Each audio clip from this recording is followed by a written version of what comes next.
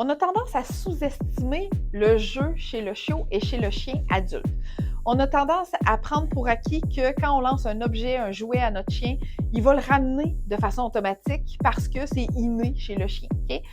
Pour développer une excellente relation avec ton chien, c'est hyper important de garder des moments propices au jeu avec ton chien. Pas juste pour te dire, je vais lancer la balle, j'ai pas le temps, je vais faire ça. Chaque moment que tu passes avec ton chien est un moment privilégié. Conserve ça dans ta tête pour te dire, Annick, elle me dit que c'était hyper important de jouer avec notre chien parce que ça développe une belle relation avec notre chien. Qu'est-ce qui est encore plus important quand on joue avec notre chien? C'est de lui apprendre à partager, à ramener. Courir après, je dirais que ça, c'est particulièrement un comportement inné, mais c'est pas tous les chiens qui vont être portés à courir après un objet. Fait qu'il faut savoir développer cette habileté-là de jeu avec notre chien. Il faut développer notre habileté à nous aussi, dans le sens que si notre chien n'a pas de plaisir à courir après un jouet, il y a toujours la possibilité de jouer avec notre jouet, mais avec notre chien, avec un jouet qui est plus comme statique. On peut lui apprendre à tirer après une corde, à donner ce jouet-là par la même occasion. On peut jouer sur place avec notre chien. On n'est pas obligé de toujours le faire pour chasser un jouet pour combler ce besoin de jeu-là.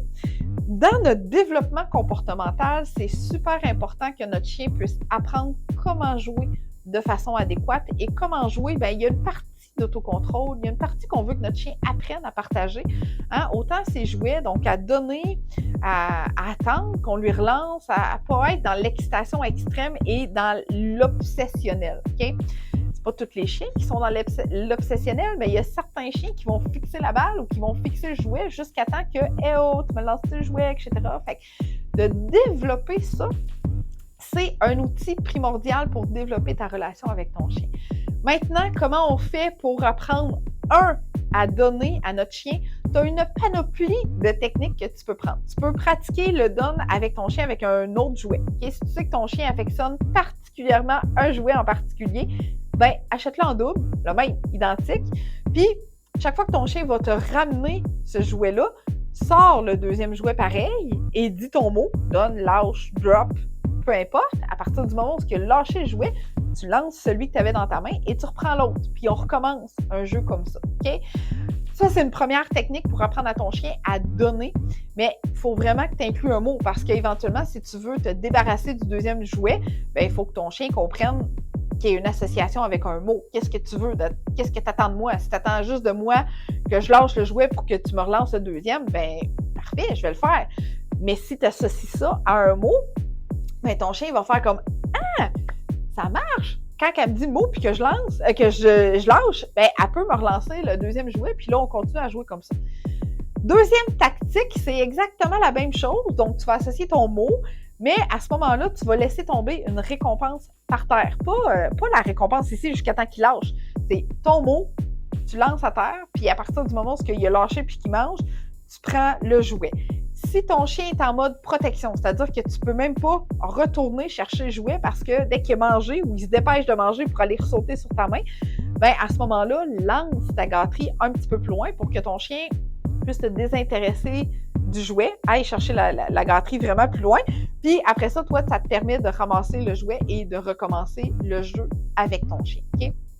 C'est hyper important de développer des stratégies comme ça parce que si tu restes toujours dans cette zone-là où ce que le chien semble inconfortable parce qu'il va vraiment manger rapidement ta main ou l'objet, c'est quand même plus difficile de travailler parce que on se met en frustration, le chien vit une frustration parce qu'il comprend pas trop, tu sais.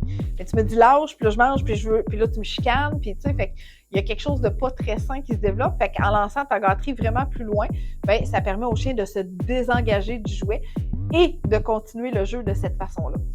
Maintenant, comment se porte ton rappel? Okay? Est-ce que quand ton chien vole des objets, tu as tendance à courir après?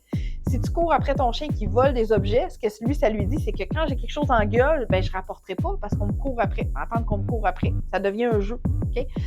Mais le chien va te fuir plutôt que de revenir.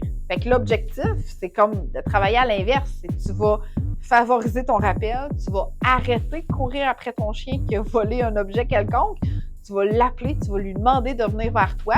C'est ce qui va favoriser le rapport d'objets et de balles et de jouets pour ensuite inclure ton mot donne lâche. Puis là, il y a une belle séquence de jeu qui vient s'installer. Fait que vois-tu comment c'est important de développer cette technique-là à travers le jeu avec ton chien? L'autre chose, c'est que si tu as un chien qui tombe en mode surexcitation et hyper obsessionnel avec son jouet quand tu es à l'extérieur, commence par faire le jeu à l'intérieur de la maison, dans une zone un peu plus contrôlée, ton salon, une chambre, le sous-sol. Bref, travaille dans un environnement qui est beaucoup plus facile pour développer ce jeu-là sain au niveau d'un espace vraiment plus facile de contrôle, donc plus restreint aussi par la même occasion. Puis quand ça va bien, bien, on continue, puis là, on vient faire l'exercice à l'extérieur de la maison.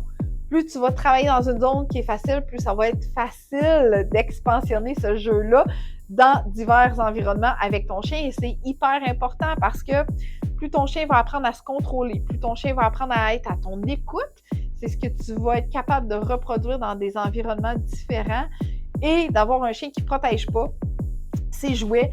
C'est quand même quelque chose de très intéressant à obtenir parce qu'on ne sait jamais un humain ou un autre chien qui pourrait peut-être survenir dans ta période de jeu à l'extérieur, particulièrement si tu as tendance à jouer dans un parc. Okay? Fait que tu suis ces étapes-là, ces exercices-là pour favoriser le donne, le rapport d'objet, ton rappel, t'arrêtes de courir après ton chien. C'est ce qui va faire en sorte que tu vas développer une belle relation saine avec ton chien par la même occasion. Il va avoir vraiment énormément confiance en toi parce qu'il va dire « Hey! Chaque fois que je ramène mon objet, on m'en lance un nouveau. Chaque fois que je ramène mon objet et que je lâche mon objet, j'obtiens une récompense en contrepartie. » Il n'y a pas de frustration qui s'installe. On est toujours dans la joie, dans le plaisir et le chien est heureux et l'humain, par la même occasion, est vraiment, vraiment heureux. Abonne-toi à ma chaîne YouTube pour obtenir d'autres conseils. C'est pas fini. On ne fait que commencer notre mois de 24 jours de l'Avent. Fait que si tu veux être tenu au courant des prochaines publications de nos autres vidéos, abonne-toi pour recevoir ce type de notification et partage cette capsule pour en faire bénéficier d'autres personnes. Hein. C'est gratuit. Fait que dans ton entourage, si tu as déjà entendu ou pas, on ne sait jamais, des fois, les gens qui peuvent avoir besoin de nouvelles méthodes d'éducation canine respectueuses, eh bien, partage cette capsule pour en faire bénéficier le plus de gens autour de toi et, par la même occasion, faire connaître ma merveilleuse entreprise Eureka. Merci, on se dit à demain!